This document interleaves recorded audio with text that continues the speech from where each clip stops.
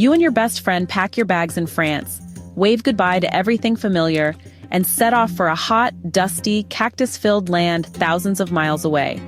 You don't speak the language, you barely know the culture, and you've been sent there to convince people to change their religion. Oh, and the people who are supposed to help you? They're the sort of priests who make you wonder if you accidentally joined the wrong church. Sounds like the start of a wild buddy comedy road trip movie, right? Well, almost. Except this one takes place in the mid-1800s and comes with more deserts, rattlesnakes, and moral dilemmas.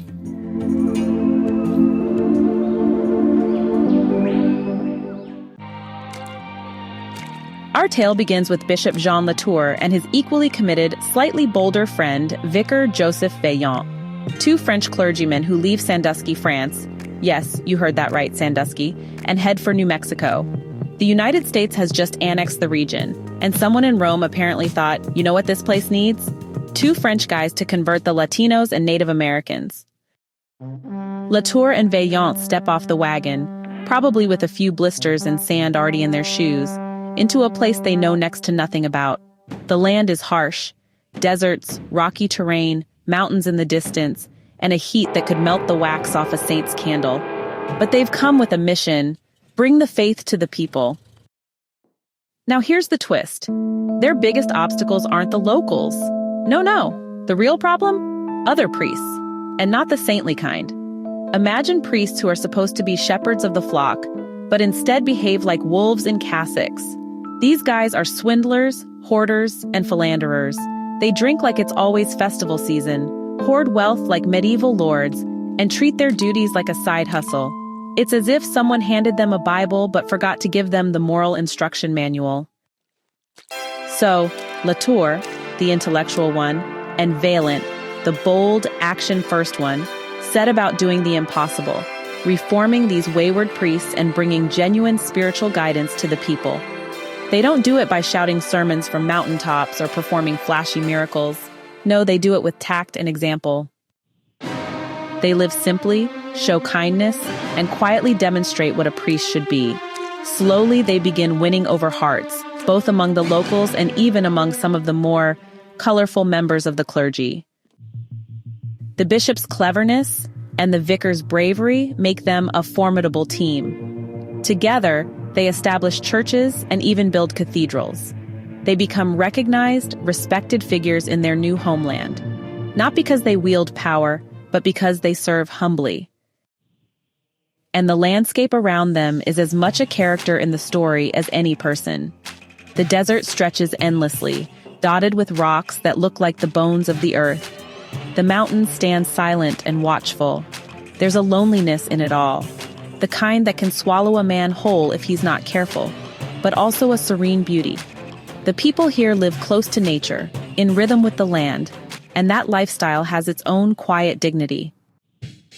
Interestingly, despite the challenges, Latour and Vaillant are never completely cut off. They're remembered in Rome, recognized for their work, and even pay homage to the Pope, a stark contrast to Andre Brink's Praying Mantis, where the isolated priest, Cupido Cockroach, is forgotten by everyone, even his own people. Still, make no mistake, life in New Mexico is not a warm, cozy parish posting. The isolation here is real. It gnaws at the edges of the soul. But Latour and Vaillant seem to find peace in it, perhaps even a strange beauty. Over the years, Latour and Vaillant touch many lives, and not just spiritually.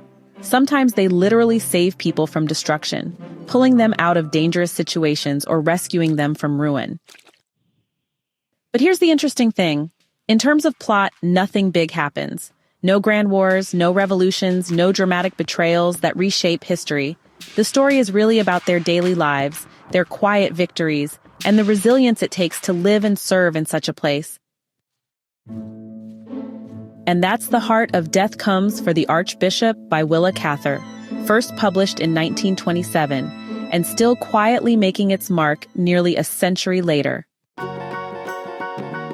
Now, this isn't a book for someone who's on the hunt for explosive drama or a tightly wound plot full of twists. Nope, this book is for those readers who can appreciate a slower pace. It's for folks who find beauty in the everyday and who want to be transported to a time and place where life was stripped down to its essentials. Willa Cather writes simply, but let me tell you, her simplicity is deceptive. Beneath that clean prose lies a deep sensitivity to setting, character, and those small, unglamorous acts of endurance that define real courage.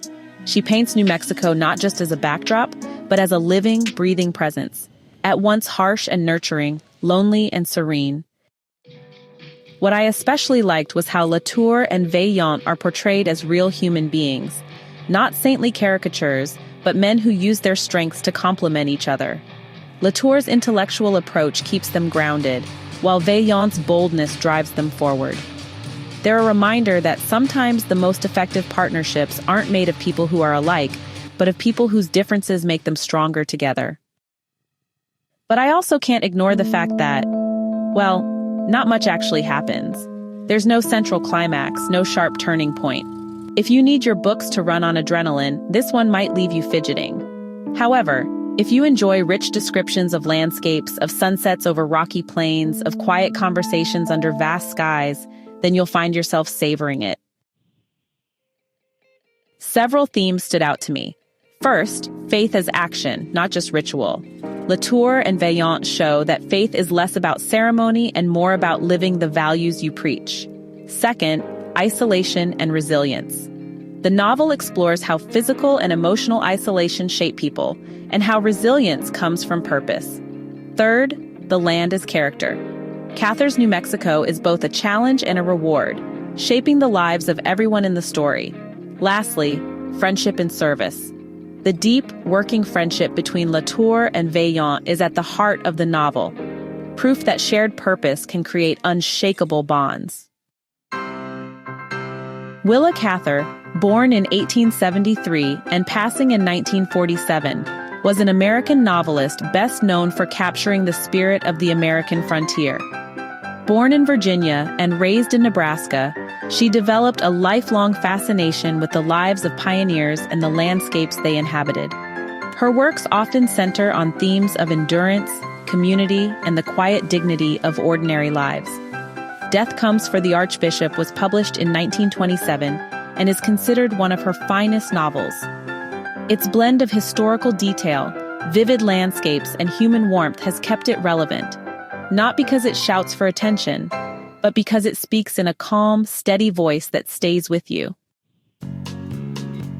So, if you're in the mood for a book that doesn't hurry you along, one that lets you wander dusty trails with two devoted friends, see sunrises over desert mountains, and witness the slow, steady work of changing lives, Death Comes for the Archbishop might just be your next read. It's not about what happens, it's about how life is lived.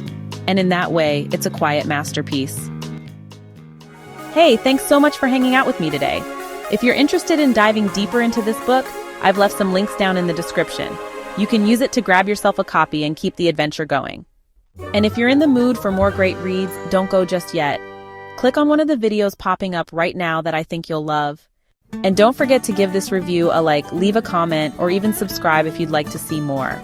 Every bit of support helps us grow this little community of book lovers. See you in the next one.